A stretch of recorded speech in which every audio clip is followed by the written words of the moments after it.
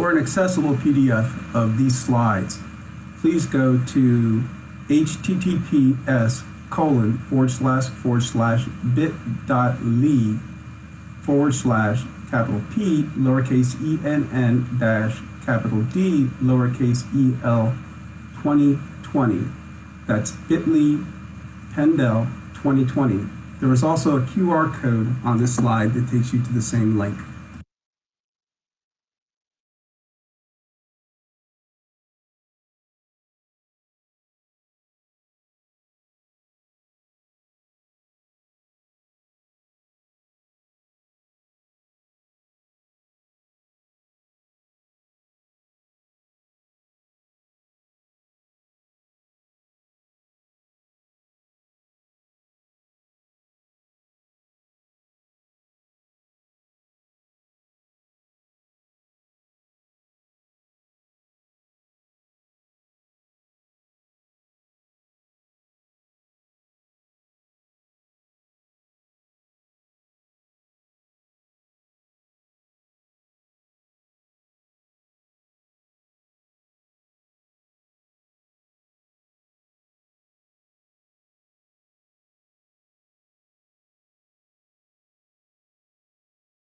For an accessible PDF of these slides, please go to https://bit.ly/P lowercase enn dash capital D lowercase el 2020. That's bit.ly Pendel 2020. There is also a QR code on this slide that takes you to the same link.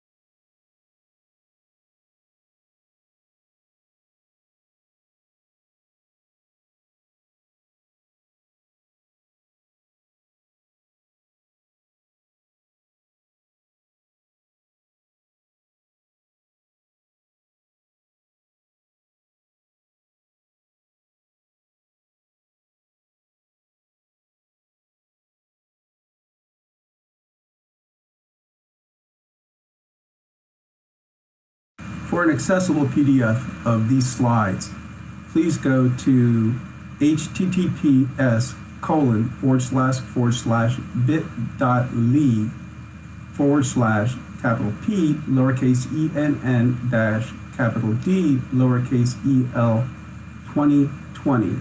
That's bit.ly Pendel 2020. There is also a QR code on this slide that takes you to the same link.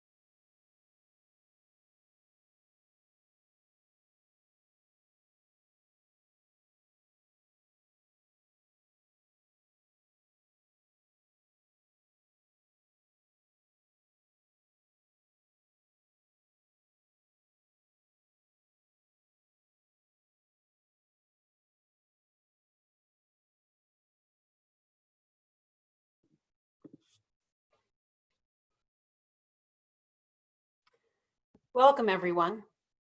We at Pendel AER are thrilled that you joined us this evening for an open conversation with our friend and colleague, Kevin O'Connor. I am Dr. Rebecca Renshaw. I'm the immediate past president of Pendel AER and chair of our conference planning committee. This session today is the first in a three-part series titled Building Resilience, Leading and Learning Through 2020 and Beyond.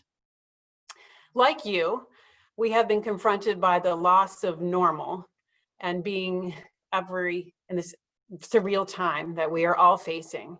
We are challenged with figuring out our normal jobs, working from home, setting up virtual classrooms, teaching our own children, sharing space with family members, and wearing multiple hats during this time. All of us trying to just keep afloat. We also, like you, were disheartened that we had to cancel a number of events and opportunities that are very significant to us. We were deeply disappointed when it was necessary for us to cancel our 2020 conference, which is typically held at the end of April, and our leadership event series that precedes that conference. The cancellation of those two events was a big loss for us professionally and personally. But on the flip side, this webinar series today came out of that disappointment and from our commitment to provide professional development opportunities to our members and to our colleagues. As we began to discuss the webinar series, we listened to our members and to ourselves and the struggle that we were all facing regarding resilience through this very challenging time. As we listened to each other, we realized that making sure we are individually healthy and strong is important for us to be able to then do our work with those that we serve. With that as our North Star, we stepped out of our usual lane and chose resilience for our leadership series theme. Thank you for joining us today, and thank you for joining us in this search of ways that we can sustain our balance and our well-being during this very challenging time as we face this pandemic. Before we get to the good stuff, please go to your Zoom settings in the upper right corner of your screen and choose speaker view. This will actually provide you with the best opportunity for viewing the session today. Continuing education units will be offered through this webinar series. ACVREP has approved that, and the University of Pittsburgh will be providing that certificate of attendance. We will provide the session code at the end of this webinar today, along with the details of how to obtain that certificate if you're interested. So for today's webinar, we feature Kevin O'Connor. We're going to have a conversation with Kevin about the resilient tool belt, the skill set and the mindset.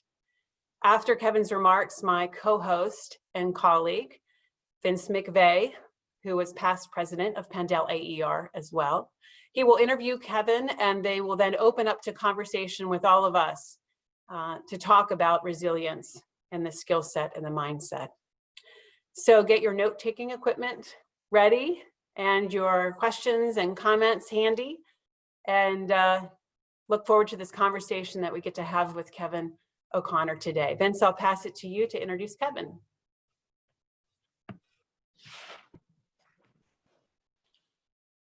Thanks, Rebecca, and hello, friends. I'm very excited to be part of Penn-Dell's leadership program and especially honored to be able to introduce today's speaker, Kevin O'Connor. I want to thank him in advance for his generous offer to assist us in maintaining contact with our members and other professionals during these unusual times. Before turning the program over to Kevin, though, I want to review our plans for today. After some opening remarks from Kevin, I will conduct a short interview and hopefully delve a little deeper into his thinking on the subject of resilience. We'll then entertain some questions from the audience related to his comments and experiences dealing with life during these trying times. So as you're listening, please send some questions on our way through Zoom's Q&A feature. I want to point out that we're not using the chat room for sharing information, and if you're joining us by phone, the Q&A feature may not be available to you. Finally, after some closing the formal meeting, we'll keep the lines open to enable you to engage in some further conversation with others, again through the Q&A feature. But now it's my pleasure to introduce our guest, Kevin O'Connor. Kevin learned more about blindness and visual impairment than he ever thought he would over 30 years ago with the birth of his son, Corb, who was diagnosed with Leber's. He's been an active advocate for parents, teachers, and specialists ever since. He teaches graduate students at Chicago's Loyola University and speaks professionally to healthcare professionals, but usually in person. He says he's happiest on the back of a horse, and of course, he's happy to be with us today. So my friends, let's saddle up and take a ride with Kevin. Kevin, would you please take over for now? Sure, thanks, Vince. Transformation doesn't happen because of education. Transformation happens, a friend of mine said, with a mission that we have, or a moment, or a mess. And I think that might typify what the last 60 days have been like for many of us. I had nothing to do for the first 2 or 3 weeks, so I thought I better think about writing a book. So I interviewed about 22 senior executives, CEOs, those types of folks in the healthcare industry. I always ask them about resilience. None of them described resilience by its definition of elasticity. They all described it as a verb of going from here to there. And so they all talked in terms of action, power, intention, and they always put the word my in front of it. My power, my intention, my action. I ran across a quote from Gandhi that said, the best way to find yourself is to lose yourself in the service of others. Have you found that that's true for you? Adler said, you can't maintain a depression and do things for other people at the same time. He said, they don't coexist. So he said, the best thing you can do when you're depressed or discouraged is to find yourself in the service of others. So resilience to me today takes 3 forms. The first one is that we prepare to be resilient. My physician clients always say that they tell physicians, take your own pulse before you try to take the pulse of the patient. In other words, get your own self together. Psychologist told me, he said, the opposite of anxiety and fear is not peace and safety.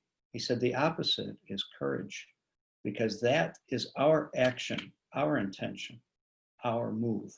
Have you noticed that when you feel a little bit more in charge of things, you're less discouraged? When you're a little bit more in charge of your intention, even if only here, you have a little bit more understanding of the world around you, and you're a little bit better off. I noticed during the 60 days that birds make noises.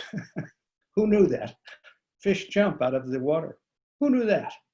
And that being around my family had new possibilities. Some of them challenging, some of them things I had never noticed in a fast life before. So people who struggle with resilience, and we all do, how am I going to handle this? Some of us say, I wish this didn't happen. The resilient ones say, but I guess I'm going to have to figure this out. All the executives talked about that in one way or another. I guess I've got to figure this out. I guess it's going to be up to me. So the solution, I think, to discouragement, which is highly contagious, is to immunize yourself through courage. The second thing is person before plans. Sometimes I know in the old days, 70 days ago, I put plans in front of people. And it kept me going. It made things very fast. I wonder how effective I was, though. A friend of mine says we all have a to-do list. You have a to-do list? It's endless. He said you ought to have a stop doing list, too. But he said the shortest list is the most important list. That's the to-be list. Who am I going to be right now? In this argument with my spouse, what do I want her or him to remember from this argument? I just met someone who had met Elizabeth Kubler-Ross, who was the famous physician who talked about the stages of grief. They've added a new stage, a 6th stage, because acceptance was the 5th stage. The next stage is meaning. And I think that's where we're coming out of this virus epidemic. We all have to say, okay, what meaning did the last 60 days have for me? Because it's very possible some of us are never going to live our lives exactly the same way that we lived them before. I watched a documentary on Gary Marshall, the guy that did Happy Days and Laverne and Shirley, Pretty Woman, all those kinds of things. he said, he told Fonzie, the Fonzie character, pick a lane, stay in your lane. You're good in your lane. But he said, know your lane. Very interesting when you have someone who can give you that kind of advice who's completely out of our world. The third thing is have purpose. Purpose really makes transformation happen. And somebody told me yesterday, said, you know, think about having a conversation instead of a presentation. And so now we're going to be doing that in a little while. Another one said, don't strive to be best. He said that might be unachievable. Instead, strive to be a little bit better. And when we become a little bit better, we aren't afraid, we become determined. We put action into the emotion that we're feeling. Resilience isn't just about elasticity. Resilience is about a decision that I make for action. It's really a verb. It might also be an adverb, but it is certainly not just a noun. And so questions help engage curiosity, especially questions to parents or family members of the people that you serve. Some of you are serving people in the 30s and 40s. They have a family member. There's somebody that's close to them. Questions are useful for them, and it helps them engage with empathy. One fellow said, empathy is caring about what people you care about care about. I thought that was very insightful. Empathy is caring about what the people you care about, putting ourselves on the other side of ourselves and saying, what's that like from their perspective? So here's one last analogy. A friend said the other day, a fellow was presenting, said, think about a tree. I've got some right out the window here. The trunk of the tree is your expertise. It's what you do. It's your identity. The branches are the things that are good. You might be teaching, you might be rehabbing, you might be diagnosing, you're doing all kinds of stuff. That's the trunk. The branches are, I'm really good at teaching Braille. I'm really good at O&M. I'm very, very good at teaching blind people how to use power tools. So one of my kids went through 4 months of that, scariest 4 months of my life. But he's got all his fingers and all his limbs. That teacher was very, very good at that, and that's a branch. Now, the leaves are the special part. The leaves are about how you can encourage that particular person. The leaves are about how you're able to inspire people with a word. You can put words together in a special way. And I think when we think about leaves, leaves are the most interesting part of a tree in some ways, because leaves come and go, but leaves provide shade and protection. Leaves also fall to the earth and create fertilizer for the next year. And so I think when we think about resilience, prepare to be resilient. Take your own pulse first. As I'm walking into this room with my student or my parents, or this patient, even my spouse, how do I want to get myself together? Have your to-be list and put the person in front of any plans that we have. That includes homeschooling. And purpose initiates transformation. And it might be a moment, might be a mission, might be a mess that gets you going. But when we find meaning, as Elizabeth Kubler-Ross and her compatriots had said, that's when we learn. Vince? Kevin, thank you very much for those introductory comments, and I think this gives us a lot to think about. And I'd like to remind those listening to, if they have any questions that maybe got generated from your comments, to use the Q&A and send them in to us. It would be great. Sure. You made me think just a second when you talked about how you maybe look at the positives and what can you take out of a condition that we're living in today. Yeah. I've been retired, but in the last couple weeks, month really, I've loved to watch my neighbors. Many of the fathers who are usually at the office, they're out playing with their children, and I've sort of taken some joy in that, and it gives me a good feeling. And you also mentioned, sort of being prepared and this process we just went through, Kevin, of preparing for what we're doing today. I feel much more confident today than I did a month ago. And sure. I think it's good and wise practice that we practiced a lot. And thank you and Mary Nell for your leadership on that. But I Sure. do have a question I'd like to ask you, and I hope it's not too personal. As we mentioned in your introduction, you experienced or got involved with working with persons with visual impairments with the birth of your son, Cord. Can you share with us some of the things your family went through, mechanisms maybe you discovered even then that helped you cope with trying times? Yeah, it was devastating. We had not known blindness at all in our family. We'd already had a son and everything was fine there. We did notice though, after about 3 or 4 months, he wasn't looking at us, he was looking over us when we were changing diapers. My wife said, gee, I wonder what that's all about. And we noticed a little jiggling in his eyes. And so went to the doctor and doctor said, yeah, I think you need to see a specialist. And we said, why? And he said, oh, we're just going to check some things out. He didn't really tell us anything. We went to see a specialist, and he was a ophthalmologist who had had his personality removed during medical school. And so that didn't go so well.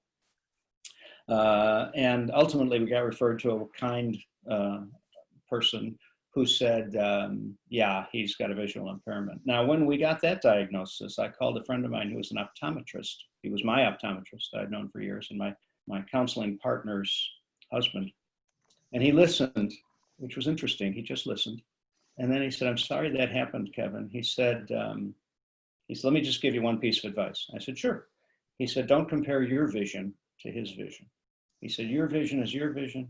His vision is normal for him. Yours is normal for you. Just don't confuse him. I thought that was great advice, which I ignored for about 25 years because every time, because Corb sees a little bit, and we'd go out in the darkest night in Arizona on vacation. I'd say, see the stars? No, look harder. So I was, of course, denying all that. In the early years, my wife went after the science of it. I went after the people end of it and joined National Association for Parents of the Visually Impaired. I started doing work with the blind schools. But ultimately what happened was we found wonderful teachers, really wonderful teachers, who took a personal interest, gave us their cell phone numbers, worked with him, really interesting. And now he's 32, he just had a birthday yesterday. He's got a 5-year-old, and he leads a team of people on in a worldwide company that goes through websites to see if they are accessible for blind and all disabilities. So he's doing quite well, very pleased. He went to George Washington University, did very well in school, but it started because some teachers told us that what we thought was a nightmare could also be a dream. Thank you, Kevin. You mentioned now that Cord's 32, and obviously you've worked with adults in your past years of speaking to professionals, whatever. I'm wondering right now, since many of our professionals are working with either children or adults, and they're doing it from their homes, while they're also being parents or husbands or wives, are there any strategies or ideas you have how we could deal with those stresses that typically when we go to our office, we're able to put family aside for a while. Can't do that so easily right now. Maybe some ideas that we could cope with those problems. I think it's a great time to really be thinking about having a conversation instead of only a presentation, to have a way to be humanly conversant over the media, Zoom or whatever else you're using, so that people get a sense, so the person at the other end gets a sense that we're on equal footing here. This is unusual, it's different. And I think when we can do that, it's helpful. Certainly it helps if we have a partner that'll help take care of the dogs and the children while I'm teaching. That's not always possible. But you could also take a hint from the late night TV hosts whose children are pounding on their lap while they're trying to give the opening monologue, and people kind of are okay with that. You know, I just met your daughter a little while ago. That's she didn't bound in, but you know, it humanized you in another way for me when I met her. So I think the thing to think about is this is not a classroom. It doesn't have to be perfect. It doesn't have to be anything that sets a certain standard. What we want to do is instead of trying to be perfect, we want to be useful. And in this moment, I need to keep asking myself, who am I going to be right now? And how can I be useful? Not only to that student or to the adult that I'm engaging with, how can I be useful in the long term with them and right now? Maybe that's asking them how they're doing. Maybe that's recalling a lesson that we had when we were face to face before, so that they get a chance to get they have an opportunity to understand our humanity and our interest in them, and that the lesson comes second, the people come first. Thank you, Kevin. I was wondering, since probably in my career, most of my experience has been with working with children, although some of them have been young adults, but many of our members are working with adults. Are there any suggestions about how we tailor our working with them differently, given their ages are different or their maturity levels? That might be helpful for us to think about. Yeah, I think, and I think a lot of us have these skills in our tool belt right now. It's just we have to intentionally use them. And one of the skills is paraphrasing. It's very, very helpful to paraphrase somebody when they're trying to communicate something to you. Instead of anticipate what they're going to say, we want to paraphrase what they said. And that means not repeating everything they said, but getting right to the core of what they said, which might be fear. It might be discouragement. It might be, I don't want to disappoint you. It might be, I'm having a really hard time understanding this technology. When we can get to that level of understanding them without trying to always solve the problem for them, they can come to a new understanding for themselves. Paraphrasing is extremely helpful, as is empathy, which I mentioned a little bit earlier. Empathy means I understand the feeling that you have. And you can even say, you feel sad because you lost the material. Yeah, I really do. And they'll keep talking. The value of paraphrasing and empathy is that when you say it to them without a question, they start talking some more, and you get to discover them some more.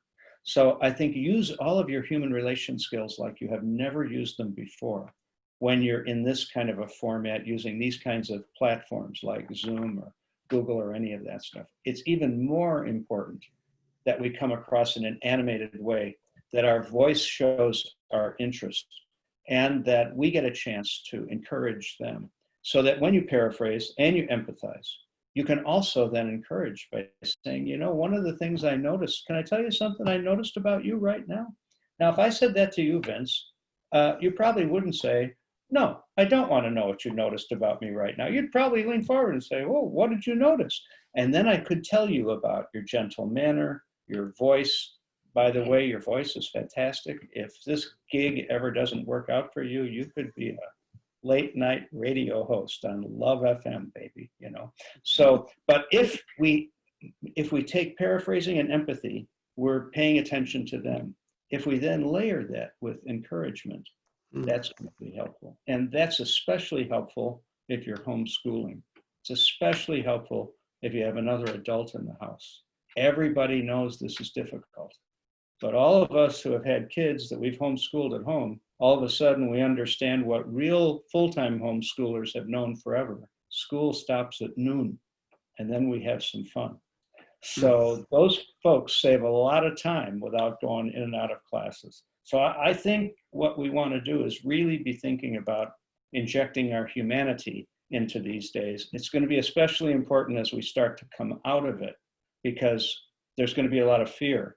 Do you know what restaurant you want to go to when they open them up? Are you going to feel okay going to that restaurant? Now, all of a sudden, we're entering a new phase of the virus. And then what's going to happen in September and October with my kids who thought they were going to go to college? So nobody knows. But when we stay with people, when we go fully present with people, that's a big deal.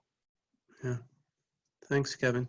Yeah, as you mentioned September, I'm sure there's a anxiety already among our professionals as to, is it safe for me to go back and do what I'm supposed to do? And then how do the kids feel, or how do my clients feel? Yeah, I teach at Loyola, and they're giving us daily updates as what they can do with the students. Then it occurred to them, some of our teachers are over 60. Yeah. So what's that going to be like, right? Yeah, If we're- right. Yeah. Well, thank you, Kevin, for the comments. And we're going to be moving into some questions and answers, hopefully. And I see some have come in on the Q&A, and I'll try to entertain some of them. I'll remind folks that we're using the Q&A if you have a question of Kevin, as opposed to the chat room.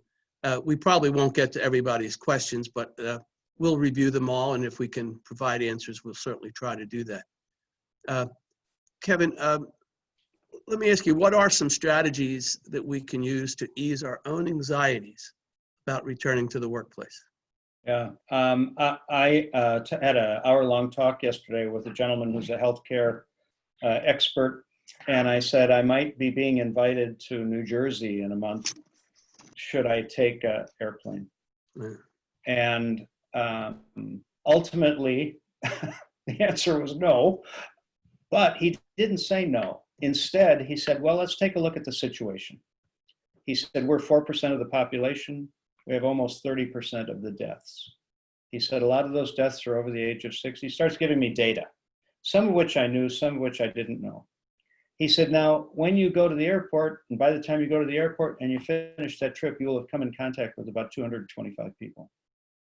He said, people getting on the plane, off the plane, people at the, and so I'm thinking to myself, I think maybe this is different than what I thought of just getting on an airplane and going.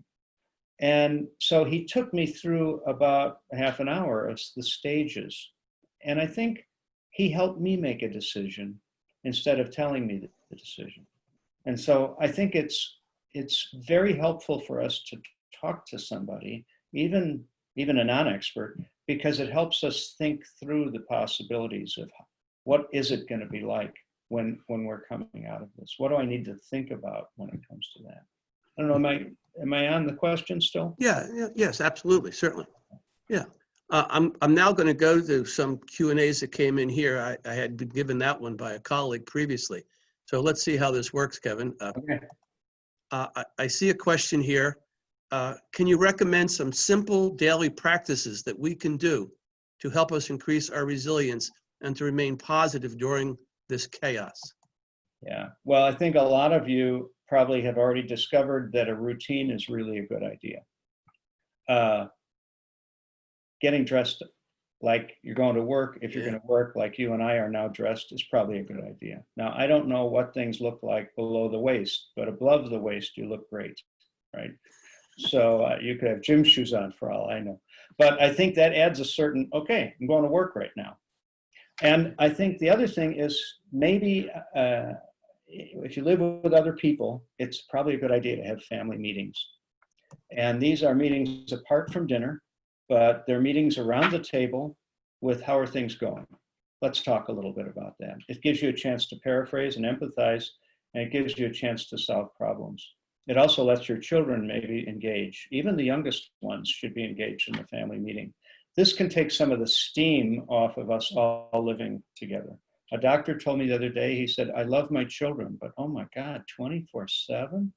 And so his wife kind of looked like, duh, so, because she was a full-time homemaker. So I think injecting that in. The other thing is maybe inject some private time. I go to a small woodland preserve of 43 acres that has some fish and stuff.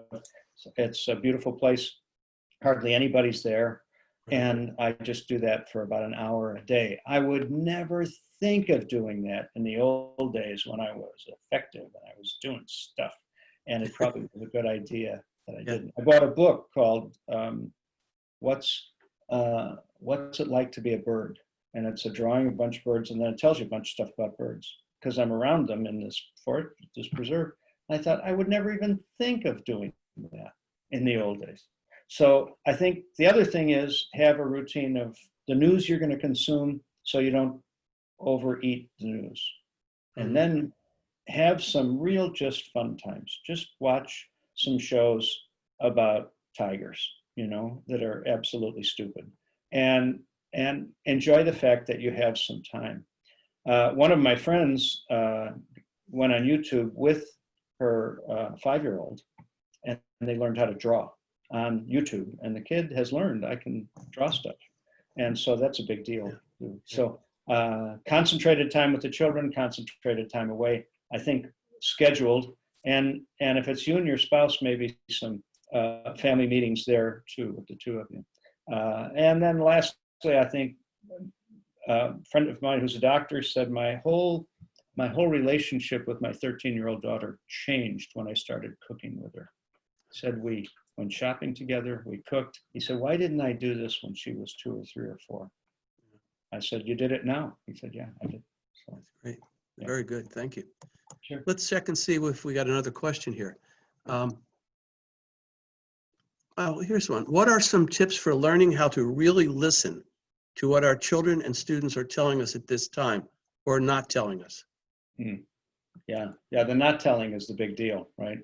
Yeah. Yeah. I think they will tell us more when they get the feeling that we really are listening. And the paraphrasing and the empathy is a big deal there. Without forcing. That is sad that your friend can't come over. I would be sad too. Does not mean, okay, well, how are we going to get the kid over here? Do you have a mask? And all? You don't have to solve anything. Let them feel their emotion the same way that we feel our emotions. But identifying the emotion is very, very useful. So sad, mad, glad, scared, hurt, excited, tender. Those are words most people can understand. And if you start using them in your language, it's even better. My teaching partner, I'll say something to her like, I said, man, it's really great being with you today. And she says, ooh, that's tender, right? Or if I make the mistake of being sarcastic, I gave up sarcasm for Lent, by the way. So couldn't wait for Easter. So I said something sarcastic once in class and she said, whoa, tender. Now I know there's a difference in tender. There's 2 ways of feeling tender, lovingly and it hurt a little bit. So she's teaching me how to use feeling words in that way. And we can do the same thing with our children. So I think if you can help them understand the feeling, give them some space, regardless of how old they are. They could be 35 or 36 and they're stuck with you. So it's okay to talk about those kinds of things. Even if you're not an expert, I'm certainly not an expert at feelings, but I notice when I use those 7 feelings that Gabriella uses on me, somehow the steam goes away a little bit better. So that's one way. I think when kids get the understanding, you really do understand I'm angry and you're not going to punish me for it. Wow, that's different, right? And then you can also divert them and say, let's go take a run around the block. I need some air. A friend of mine who's a doctor said what he does, now I'm not suggesting you do this, but you could take it for him. He said swearing helps. So apparently there was a study in Britain that if you stick your hand in cold water for as long as you can, and you only say a word like horse, horse, horse, horse, if you swear your favorite swear word, darn, darn, darn, you can keep it in for 20 seconds longer. So he said, what I do is, he said, when I'm going to the ICU, he said, I say things like, today really sucks. I had a terrible day. And he said, I might use an expletive. He said, I might not. I might just say this sucks. He said, all of a sudden, everybody chimes in with how they feel. He said, if I walk in there and say, how's everybody doing? They all say, I'm fine. Yeah. And he said, I know they're not fine. So I think sometimes when we self-disclose, other people have permission to self-disclose back, including children and spouse. That's great. Thank you. That's a great idea. Yeah. I think we have time for one more question. Sure. So I'm going to go again to the Q&A. And I saw one here that actually discussed the idea of routine. Cindy asked, how can we help parents see the benefit of routine? I have some kids who treat our sessions like school and others who roll out of bed and come in late. Any ideas on how to help? Yeah. Well, I think I would empathize with the kids that roll out of bed. They're experiencing some discouragement, and I would try to remember the times when I rolled out of bed and went to class, philosophy class at Loyola, and wasn't exactly completely there. But I think I think if I'm teaching somebody about that, I just tell them my schedule. Here's what I did today, and I would also be honest. It was funny. I woke up this morning. I kind of didn't want to get out of bed. I thought, wow, this is a little bit of a creep. Am I depressed? Is, that kind of thing. What's going on? I put a thing on Facebook a while back that said, if I'm getting 8 hours of sleep a night, Am I depressed? Is that a sign of depression? You know? And it was so funny. Some people were funny, you know. I met a bunch of my doctor friends who said, "Oh no, Kevin, you're doing very well with, and I think your sleep clinic, you should go to a sleep clinic." And I'm like, it was a joke. Hello. Yeah. But I've never gotten 8 or 9, 10 hours of sleep before. And I did say to myself, why is this happening? Well, because I got nowhere to go.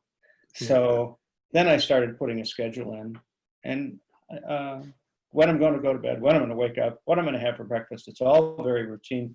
And I find some solace in that. And I think if you tell other people about it, or children or older students about it, they may go, huh, oh, that's interesting. They're not going to tell you, that's the most wonderful idea, Vince. Thank you very much. This has transformed my life. They just might do it, and it might find it helpful. The goal, though, with resilience is not that we're going to be elastic. The goal is, I'm not exactly happy about what happened. What am I going to do about it now? And I think when that happens, that empowers us and keeps us from a really dreaded virus, which is discouragement. Okay, well, Kevin, thank you. I think looking at the time, we'll wrap up the Q&As. There are some other questions that have come in, and we'll try to perhaps answer those people when we have a moment. But Kevin, I'm going to turn it back to you and let you sort of give us some closure on today. And I'm going to sign off for now, okay? Okay, good. Thanks, Vince. So I guess the thing that hits me is that if we take our own pulse before we enter into a relationship, take your own pulse before you sit down to dinner, even if the preparation has been a disaster family-wise. Take your own pulse when it comes to the next thing you want to say that shows that you're right. Take your own pulse the next time you want to tell somebody what they really need to know. I think the to-be list is the thing that I've been working on over and over and over again. Who am I going to be? I'm really good at a to-do list, and I'm pretty good at a stop-doing list. But the to-be list is hard. But that's the thing that's really essential. And then make sure you're always having a conversation, not just a lesson or a presentation. Not just always advising and telling people what to do, but really paraphrasing and empathizing with them. And when I do want to talk, I self-disclose about myself. I don't disclose about what they should do. Probably remember too, the trunk and the branches, but it's the leaves that are particular. And the leaves don't always tell you. Your students, your adults, they're not always going to tell you exactly. You have to sometimes guess at some of that sort of thing. But that's where the real good stuff happens. Best way to find yourself is to lose yourself in the service of others. And maybe it's going to take your mission or a moment or a mess, and maybe all three, that helps all of us emerge from this in a different way to live our life even more completely than we did before. Great being with all of you.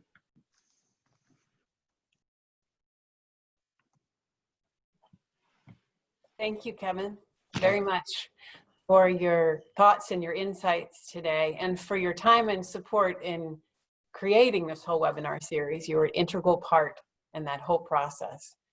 Your ideas and suggestions certainly inspired me today, and I think will be very relevant and very significant to all of us as we continue through these crazy times. Just add one more thing that, sure. That last week was teachers, I think it was National Teachers Day. And I know some of you are teachers professionally and some of you do other work. We're all kind of teachers in a way. And I guess more than anything, I want to thank all of you for the work that you've done with our family and encourage you to do that work with other families and other adults as well. Thank you. Thank you, Kevin, very much. Such a pleasure working with you and hearing your words today of encouragement. Very, very valuable. Thank you, Vince, too. I want to thank Vince. Can't forget Vince, our co-host. And we at Pendel know that we can always count on you, Vince. So thank you for serving as our co-host today. You're welcome. Also want to thank everyone who has attended the webinar today. We really appreciate your thoughtful questions and your responses, and encourage you to attend our next 2 webinar series. On June 3rd, Dr. Amy Armstrong will be joining us for a conversation about resilience and hope, leaning into uncertainty. And then on June 17th, we will conclude our series with Father Jim Warnke, a perennial Pendel favorite, and he'll help us explore resilience using the tools and harnessing the hope. Those will both begin at 4 o'clock, as did today. As I mentioned before, CEUs for this webinar series are available. ACVRP approved it, and the University of Pittsburgh will be providing the certificate of attendance. In order to receive the CEUs, you must attend this entire session, of course. At the end of the webinar, immediately after the credits, I'll be giving you the details as how to apply for those certificates of attendance and giving you the session code at that time. So make sure if you're going to be applying for those CEUs that you have a pencil, paper, or writing tool nearby so you can take down some notes when we get to that part. As we close our first presentation in our series of Building Resilience, we again thank you, Kevin, our guest, and my co-host, Vince McVeigh. And of course, I must express my gratitude and admiration for the Pendel AER Leadership Development Committee led by our fearless leader, Mary Nell McLennan. This team was not stymied by the cancellation of our annual leadership event that was to be held the end of April. Instead, in record time and with remarkable teamwork, this team developed and produced this webinar series that we present to you. I give a huge thank you to that team. It's an honor to be part of this group.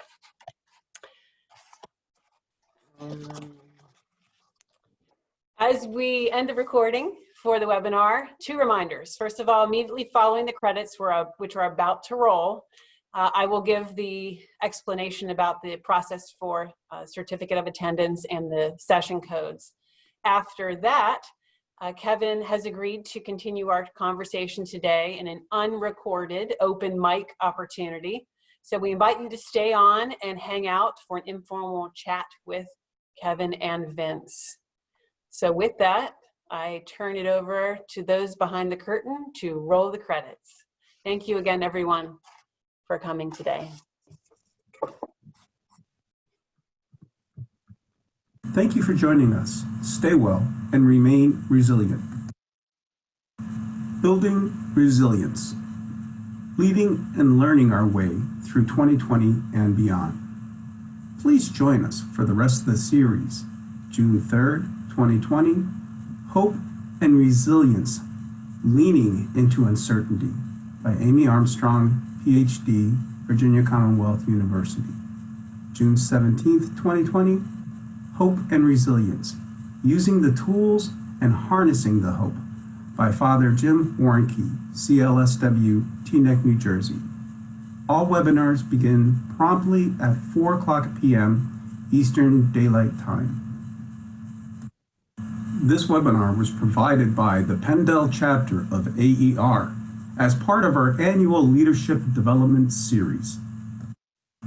Webinar Development Team, Chair and Producer, Mary Nell McLennan. Content and Talent, Carrie Leaders, Vince McVeigh, Kevin O'Connor, Rebecca Brinshaw, Aaron Weaver.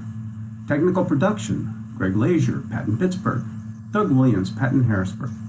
Chief Encourager, Kevin O'Connor. Registration and Communication, Brenda Egan, Helen Morano. Publicity Promotion, Nancy Ashley, Marcy Grayboys, Holly Russell. CEU Certificates, Tessa McCarthy. Pendel AER thanks our techies, Greg Lazier and Doug Williams and Patton, for their time, resources, and support. Pendel AER extends a sincere thank you to our friend and collaborator, Kevin O'Connor, for his generous time, ideas, and support. Pendel AER logo. Thank you for joining.